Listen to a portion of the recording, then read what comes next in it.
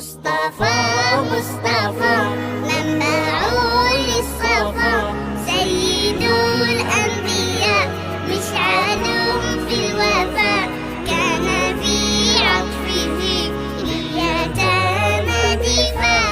مصطفى مصطفى منبع للصفا، سيد الأنبياء مشعل في الوفاء، كان في عطفه لليتامى دفاع.